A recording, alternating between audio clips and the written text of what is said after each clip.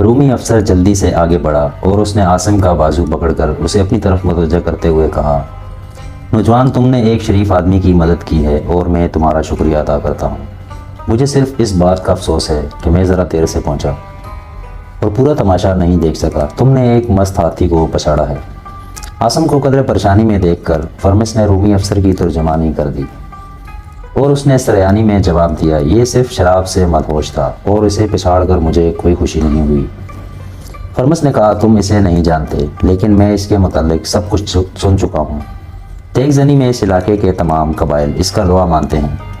عاصم نے جواب دیا، تم پھر مجھے اس بات کا افسوس ہونا چاہیے کہ آج یہ ہوش میں نہیں تھا۔ رومی افسر نے سریانی زبان میں کہا، تم بہادر بھی ہو اور شریف بھی۔ اگر پسند کرو تو ہماری فوج میں تمہیں عزت کی جگہ مل سکتی ہے۔ شکریہ، لیکن میں اپنے گھر جا رہا ہوں اور وہاں میری زیادہ ضرورت ہے۔ تمہارا گھر کہاں ہے؟ میں عرب سے آیا ہوں اور میرا گھر یثرب میں ہے۔ رومی نے کہا، میرا نام تیتیوس ہے۔ اگر تم یروشلم سے گزرتے ہوئے میرے پاس قیام کرو تو مجھے خوشی ہوگی، لیکن میں وہاں نہیں ٹھہر سکوں گا۔ میں بلا تاخیر اپنے گھر پہنچنا چاہتا ہوں۔ رومی افسر نے کہا، فرمس میرا دوست ہے اور تم نے اس کی جان بچائی ہے۔ اب مجھے یہ پوچھنا ہے کہ میں تمہاری کیا خدمت کر سکتا ہوں؟ قبرص کے دو مسافروں میں سے ایک نے رومی افسر سے مخاطب ہو کر کہا، جناب، اس نے ہم سب کی جان بچائی ہے۔ ہم قبرص سے آئے ہیں اور یہ بات ہمارے وہم و گمان میں بھی نہ تھی کہ رومی حکومت نے اس قسم کے وحشی انسانوں کو اتنی آزادی دے رکھی ہے۔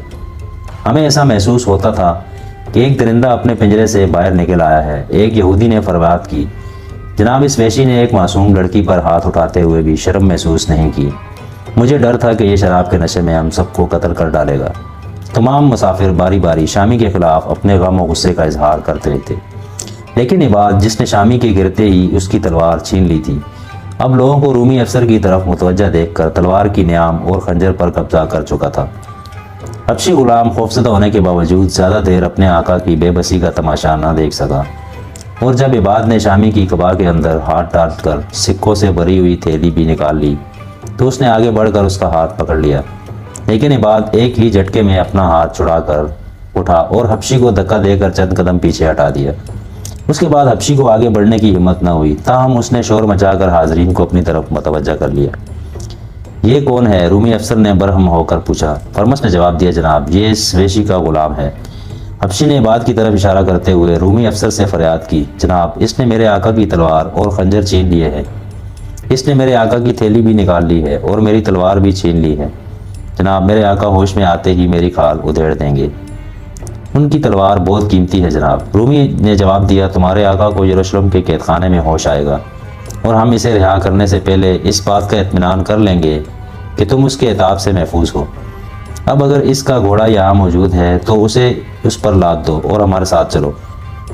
حبشی خاموش ہو گیا، لیکن جب عباد تلوار اٹھا کر نیام میں کرنے لگا تو وہ دوبارہ چلا اٹھا، جناب، میرے آقا ہوش میں آتے ہی اپنی تلوار کے متعلق پوچھیں گے۔ یہ بہت قیمتی ہے اور اس نے میری تلوار بھی کہیں چھپا دی ہے۔ اس نے میرے آقا کا خنجر اور تھیلی بھی کہیں غائب کر دی ہے۔ رومی نے آگے بڑھ کر عباد کے ہاتھ سے تلوار لے لی، اسے نیام سے نکال کر عباد سے پوچھا، تم کون ہو؟ عباد کی بجائے عاصم نے جواب دیا، جناب، یہ میرا غلام ہے اور ہمارے ملک میں غلام اپنے آقا کے مغلوب کردہ دشمن کی تلوار پر قبضہ کرنا اپنا فرض سمجھتے ہیں، لیکن یہ شامی چونکہ آپ کی رعیت ہے اس لیے اس کے سامان کے متعلق آپ بہتر فیصلہ کر سکتے ہیں۔ رومی نے مسکرا کر عاصم کی طرف دیکھا اور تلوار نیام میں کر کے عباد کو واپس دیتے ہوئے کہا، یہ تلوار بہت خوبصورت ہے، لیکن میں ایک بہادر آدمی کو اس کی فتح کا انعام سے محروم نہیں کر سکتا۔ عاصم نے عباد سے کہا، عباد، ہمیں صرف تلواروں کی ضرورت تھی، تھیلی واپس کر دو۔ عباد کو متذبذب دیکھ کر فرمس نے فوری مداخلت کی ضرورت محسوس کی اور رومی افسر سے مخاطب ہو کر کہا، جناب، میرے استقبال میں ان کے 2 خوبصورت گھوڑے بھی بندھے ہوئے ہیں، ان کے متعلق آپ کا کیا حکم ہے؟ رومی نے مسکرا کر جواب دیا، گھوڑوں کا مالک بے ہوش ہے اور رومی حکومت ان کی حفاظت کا ذمہ نہیں لے سکتی۔ مجھے صرف اس بات کا افسوس ہے کہ میری آمد سے قبل اس وحشی کو قتل کیوں نہیں کیا گیا، لیکن آپ مطمئن رہیں، آئندہ یہ اس سرائے کا رخ نہیں کرے گا۔ شامی کے غلام نے کہا، جناب، آپ نے یہ حکم دیا تھا کہ میں اپنے آقا کو گھوڑے پر لاد کر آپ کے ساتھ چلوں۔ رومی نے جواب دیا، تمہارے آقا کے سر پر ٹھنڈا پانی ڈالنے کی ضرورت ہے، جب اسے ہوش آ جائے گا تو اس کے لیے یروشلم کے قید خانے تک چلنا مشکل نہیں ہوگا۔ ایک یہودی چلایا، جناب، وہ ابھی سے ہوش میں آ رہا ہے۔ تماشائیوں کی نگاہیں اچانک شامی پر مرکوز ہو گئی، اس نے کروٹ بدلی، پھر اٹھا اور اپنا سر دونوں ہاتھوں میں دبا کر بیٹھ گیا۔ فرمس کا ایک نوکر پانی کا مٹکا اٹھا لایا اور اس کے سر پر انڈیل دیا۔ شامی نے کوئی مزاحمت نہ کی۔ اب فرمس کے دوسرے نوکر بھی باری باری پانی کے مٹکے لا کر اس کے سر پر انڈیل رہے تھے اور تماشائی کیکے لگا رہے تھے۔ فرمس نے رومی افسر سے کہا، جناب آپ تشریف رکھیے، میں آپ کے لیے اپنی بہترین شراب منگواتا ہوں۔ رومی افسر ایک میز کے قریب بیٹھ گیا۔ فرمس نے عاصم کی طرف متوجہ ہو کر کہا، آپ بھی تشریف رکھیے، میں آپ کے لیے کھانا بھجواتا ہوں۔ عاصم نے رومی کے قریب بیٹھتے ہوئے کہا، میں آپ کا شکر گزار ہوں، یہ 2 تلواریں میرے لیے بہت بڑا انعام ہے، لیکن میں نے دوسری تلوار نہیں دیکھی، وہ میرے غلام نے کہیں چھپا دی ہے۔ میں نے ایک عرب کو پہلی بار لڑتے دیکھا ہے، تمہاری فوج یقیناً بہت اچھی ہوگی۔ جناب عرب میں فوج نہیں ہوتی، عرب میں فوج نہیں ہوتی تو وہاں حکومت کیسے چلتی ہے؟ وہاں حکومت بھی نہیں ہوتی، وہاں فوج بھی نہیں ہوتی، حکومت بھی نہیں ہوتی، پھر سلطنت کا کاروبار کیسے چلتا ہے؟ جناب عرب کسی سلطنت کا نام نہیں، تمہارا مطلب یہ ہے تمہارا کوئی بادشاہ نہیں ہوتا؟ نہیں۔ رومی نے سراپا حیرت بن کر سوال کیا، تو پھر وہاں کیا ہوتا ہے؟ وہاں صرف قبائل یا خاندان ہیں، سلطنت، حکومت اور فوج کے بغیر قبائل یا خاندان کس طرح زندہ رہ سکتے ہیں؟ میرا مطلب ہے کہ ان کے درمیان امن کیسے قائم رہ سکتا ہے؟ جناب امن کا لفظ ہمارے کانوں کے لیے اجنبی ہے، قدرت نے ہمیں صرف مرنے اور مارنے کے لیے پیدا کیا ہے۔ عرب سے باہر میں نے ایک سلطنت کو دوسری سلطنت سے لڑتے دیکھا ہے، لیکن وہاں صرف قبیلوں کے درمیان جنگیں ہوتی ہیں۔ عجم کے بادشاہوں کی جنگیں ایک کی فتح اور دوسرے کی شکست کے بعد ختم ہو سکتی ہے، لیکن ہماری جنگیں کبھی ختم نہیں ہوتی۔ قبیلوں کی جنگ تو صرف ایک مضبوط حکومت ہی ختم کر سکتی ہے، لیکن ہم کسی ایسی حکومت کا تصور نہیں کر سکتے جو ہمیں لوٹ مار اور قتل و غارت کی آزادی سے محروم کر دے۔ لیکن تم مجھے ایک قاتل یا لٹیرے نظر نہیں آتے۔ عاصم نے جواب دیا، اگر میرے خاندان کے کسی آدمی کا قاتل یہاں ہوتا تو آپ کو میری صورت بہت مختلف نظر آتی۔ ایک عمر رسیدہ یہودی جھجکتا ہوا آگے بڑھا اور اس نے ادب سے سلام کرنے کے بعد سوال کیا، جناب محاذ جنگ سے کوئی تازہ خبر آئی ہے؟ پیتیوس نے کیر آلود نگاہوں سے یہودی کی طرف دیکھتے ہوئے کہا، تم کیسی خبر سننا چاہتے ہو؟ یہودی نے بدآواز ہو کر جواب دیا، جناب ہم صرف آپ کی فتح کی خوشخبری سننا چاہتے ہیں، اور ہمیں یقین ہے کہ آرمینیا کی زمین ایرانی افواج کا قبرستان ثابت ہوگی۔ پیتیوس نے کہا، میں تمہارا شکر گزار ہوں، لیکن محاذ جنگ کی تازہ خبریں یہ ہے کہ ایرانی لشکر جس علاقے میں داخل ہوتا ہے وہاں کے یہودی اس کے ساتھ ہو جاتے ہیں۔ ہمیں اپنے مستقبل کے لیے کوئی پریشانی نہیں، ہمیں اپنی طاقت پر بھروسہ ہے، لیکن تم لوگوں کو روم اور ایران کی جنگ سے دلچسپی لینے کی بجائے یہ سوچنا چاہیے کہ بیرونی حملہ آوروں سے نمٹنے کے بعد جب ہم اپنے داخلی دشمنوں کی طرف متوجہ دیں گے تو تمہارا انجام کیا ہوگا؟ جناب اگر آرمینیا کے یہودی گمراہ ہو چکے ہیں تو وہ اپنے کیے کی سزا بھگتیں گے، لیکن آپ جیسے نیک دل حاکم کو ہماری وفاداری پر شبہ نہیں ہونا چاہیے۔ شام کے تمام یہودیوں کی دعائیں آپ کے ساتھ ہیں۔ یہودی دوبارہ ادب سے سلام کرنے کے بعد الٹے پاؤں پیچھے ہٹ گیا۔ تھوڑی دیر بعد عاصم کھانا کھانے اور رومی افسر پیتیوس شراب پینے میں مشغول تھا اور فرمس ان کے قریب بیٹھا تھا۔ پیتیوس نے شراب کا ایک جام پینے کے بعد میز سے سرائی اٹھائی اور دوسرا جام بھرتے ہوئے عاصم سے مخاطب ہوا، یہ شراب بہت اچھی ہے، اگر تم چند بوند پی لیتے تو تمہاری تھکاوٹ دور ہو جاتی۔ عاصم نے جواب دیا، گھر سے نکلتے وقت میں نے اپنے والد اور بھائیوں کی قبروں پر کھڑے ہو کر یہ قسم کھائی تھی کہ میں ان کے قاتلوں سے انتقام لیے بغیر شراب کو ہاتھ نہیں لگاؤں گا، اور میں اپنے عہد پر قائم رہنا چاہتا ہوں۔ اپنا فرض ادا کرنے کے بعد میں اچھی اور بری شراب میں تمیز نہیں کروں گا۔ عاصم اور فرمس سے کچھ دیر باتیں کرنے کے بعد پیتیوس نے اس سے اجازت لی اور گھوڑے پر سوار ہو گیا۔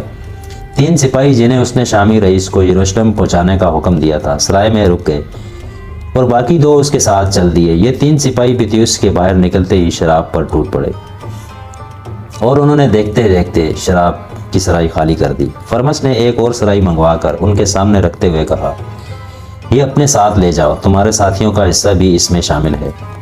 تھوڑی دیر کے بعد سپاہی اپنے قیدی کو لے کر چل دیے، لیکن عاصم کو گھوڑے کی نیل بندی کے انتظار میں رکنا پڑا۔ پھر جب اس نے فرمس سے رخصت چاہی تو اس نے کہا، دیکھیے اتنی جلدی نہ کیجیے، اب شام ہونے والی ہے، آپ رات یہیں قیام کریں، میں عرض صبح آپ کو روانہ کر دوں گا۔ اگر آپ میری خاطر یہاں نہیں ٹھہر سکتے تو کم از کم میری بیوی اور بچی کا تو شکریہ ادا کرنے کا موقع دیں۔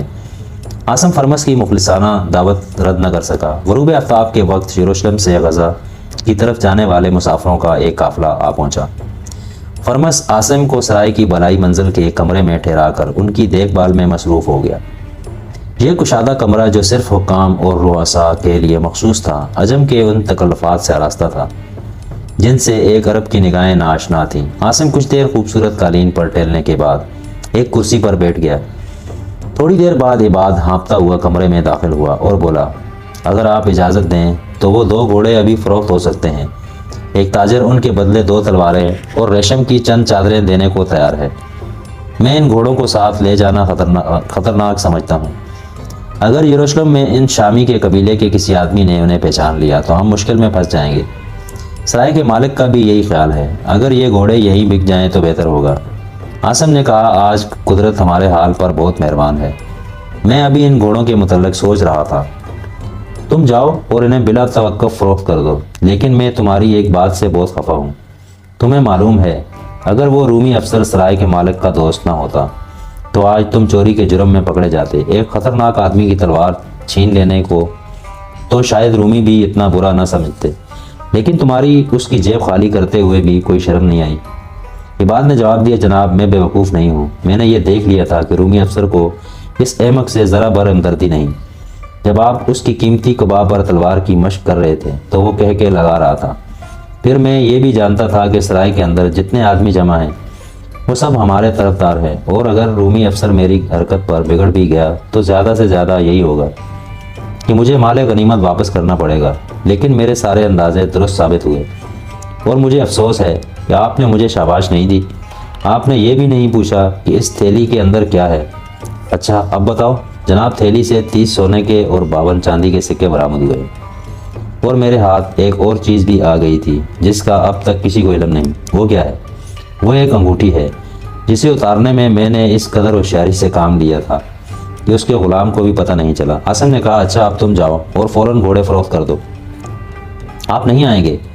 نہیں، مجھے یہ اطمینان ہے کہ اس کام میں تم مجھ سے زیادہ ہوشیار ہو۔ اور سنو، تھیلی اور انگوٹھی تمہاری ہے، میرا اس میں کوئی حصہ نہیں۔ اب جاؤ۔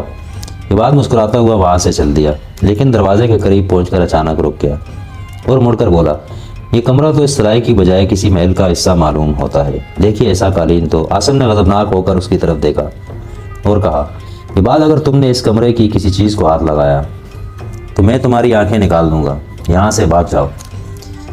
عباد کمرے سے باہر نکل گیا اور عاصم کرسی سے اٹھ کر بستر پر لیٹ گیا۔ ایک ساعت بعد فرمس کمرے میں داخل ہوا تو عاصم گہری نیند سو رہا تھا۔ فرمس نے اس کا بازو ہلا کر جگایا اور وہ اٹھ کر بیٹھ گیا۔ فرمس نے کہا، مجھے افسوس ہے کہ میں آپ کو جلدی کھانا نہیں کھلا سکا۔ بات دراصل یہ تھی کہ آپ کا کھانا تیار کرنے میں دیر لگ گئی۔ میری بیوی اور بیٹی کو اس کا ملال تھا کہ آپ الگ صبح جا رہے ہیں، اس لیے وہ آپ کو اپنی پسند کے تمام کھانے کھلانا چاہتی تھیں۔ چلیے وہ گھر میں آپ کا انتظار کر رہی ہے۔ عاصم نے پوچھا، وہ گھوڑے فروخت ہو گئے ہیں؟ ہاں، ان کا معاوضہ تو بہت کم ملا ہے، لیکن آپ کی ایک الجھن دور ہو گئی ہے۔ آپ کا غلام بہت ہوشیار ہے، وہ بہت تھکا ہوا تھا، اس لیے میں نے اسے کھانا کھلا دیا ہے۔ عاصم اپنے میزبان کے ساتھ سرائے کے گرد نصف چکر لگانے کے بعد پچھلی طرف ایک چھوٹے سے سکونتی مکان میں داخل ہوا۔ بلند دیواروں سے گھرے ہوئے ایک تنگ صحن میں فرمس کی بیوی اور بیٹی کھڑی تھیں، اور سامنے ایک کمرے کے کھلے دروازے سے روشنی آ رہی تھی۔ انطونیا نے اپنے باپ کے ہاتھ سے مشل لے کر دیوار کے سہارے کھڑی کر دی اور وہ کمرے میں داخل ہو کر دسترخوان پر بیٹھ گئے۔ انطونیا اور اس کی ماں نے اپنے مہمانوں کی تواضع کے لیے شام، فلسطین، مصر اور روم کے تمام تکلفات صرف کر دیے تھے، اور عاصم جسے اپنی زندگی میں پہلی بار ایسے مہذب انسانوں کے ساتھ بیٹھنے کا موقع ملا تھا، اپنی کم مائگی کے احساس سے پسا جا رہا تھا۔ انطونیا جسے اس نے پہلی بار انتہائی بے بسی کی حالت میں دیکھا تھا، اب اپنے قیمتی لباس میں ایک شہزادی معلوم ہوتی تھی۔ کھانے کے دوران میں روم اور ایران کی جنگ ان کی گفتگو کا موضوع تھی۔ فرمس نے آرمینیا میں ایرانیوں کے مظالم کی داستانیں بیان کرنے اور ان کے بعد انطاکیہ کی تباہی کا حال سنانے کے بعد کہا، اب نہ معلوم یہ طوفان کہاں جا کر رکے گا۔ اگر ہم لوگ صدیوں سے مشرق اور مغرب کے ہولناک طوفانوں کا سامنا کر رہے ہیں، مصر اور شام میں ایک ظالم کے پرچم سرنگوں ہوتے ہیں تو دوسرا جابر اپنے جھنڈے گاڑ دیتا ہے۔ آج ہم رومیوں کے غلام ہیں اور کل شاید ایرانیوں کی غلامی کا توق اپنے گلے میں ڈالنا پڑے گا۔ نوجوان، تم خوش نصیب ہو، تم ایک ایسے صحرا میں رہتے ہو جس میں ایرانیوں یا رومیوں کے لیے کوئی کشش نہیں۔ تمہاری تقدیر تمہارے اپنے ہاتھ میں ہے۔ عرب میں زرخیز وادیاں اور پر رونق شہر نہ صحیح، لیکن تمہیں یہ خطرہ تو نہیں کہ مشرق یا مغرب سے کوئی افریت اٹھے گا اور تمہاری بستیوں اور شہروں کو ہڑپ کر جائے گا۔ آسم نے جواب دیا، ہمیں تباہ کرنے کے لیے کسی بیرونی افریت کی ضرورت نہیں، ہماری بستیاں جلانے کے لیے ہمارے اپنے گھروں کو آگ لگانی کافی ہے۔ آپ کو شاید معلوم نہیں، جب عرب کے قبائل کا خون گرم ہوتا ہے تو وہ ایک دوسرے کے لیے بھیڑیوں سے زیادہ خونخوار بن جاتے ہیں۔ فرمس نے کہا، مجھے تمہاری خانہ جنگیوں کا حال معلوم ہے، لیکن میں یہ کہتا ہوں کہ تم ہماری طرح بے بس اور مجبور نہیں ہو۔ تمہیں اس بات کا اختیار ہے، جب چاہو اپنی تلواریں نیام میں کر لو اور جب چاہو ایک دوسرے کو گلے لگا لو۔ میرا مطلب ہے کہ ہماری طرح تمہارے وطن کو بیرونی ازدہے اپنی قوت آزمائی کا اکھاڑا نہیں بناتے، اور تمہیں یہ خطرہ نہیں کہ وہ تم کو پیس کر رکھ دیں گے۔ نہیں، عاصم نے جواب دیا، ہم آپ سے زیادہ بے بس اور مجبور ہیں۔ ایک عرب اپنی نیام سے تلوار نکال سکتا ہے، لیکن اسے دوبارہ نیام میں کرنا اس کے بس کی بات نہیں ہوتی۔ جس زمین پر ہمارا خون گرتا ہے وہ ہمیشہ پیاسی رہتی ہے، اور اس کی پیاس بجھانے کے لیے مزید خون گرانا پڑتا ہے۔ ہماری زندگی کا مقصد بن جاتا ہے۔ ہماری سب سے بڑی خواہش یہ ہوتی ہے ہم اپنے بزرگوں کا انتقام لے سکیں، اور ہماری آئندہ نسلوں کی خواہش یہ ہوگی تو وہ ہمارے قاتلوں سے بدلہ لے سکیں۔ اگر روم اور ایران کے سپاہی اپنے شہنشاہوں کی فتوحات کے لیے جنگ کرتے ہیں تو ہم اپنے اپنے قبیلے کی طاقت کا لوہا منوانے کے لیے ایک دوسرے کا خون بہاتے ہیں۔ فرمس نے کہا، تمہاری باتوں سے معلوم ہوتا ہے تم اپنے ملک کی صورتحال سے خوش نہیں ہو۔ اگر عرب کے ہر قبیلے میں تم جیسے چند نوجوان پیدا ہو جائیں تو وہاں ایک خوشگوار انقلاب آ سکتا ہے۔ حسن نے کہا، میں اپنے صرف گھر سے کوسوں دور بیٹھ کر ایسی باتیں کر سکتا ہوں۔ ممکن ہے میرے دل و دماغ پر یہاں کی آب و ہوا کا اثر ہو، لیکن عرب کی ہوا میں سانس لینے کے بعد اپنے قبیلے کی عزت کے لیے لڑنا، اپنے عزیزوں اور دوستوں کا انتقام لینا میرے لیے زندگی کا سب سے اہم مسئلہ بن جائے گا۔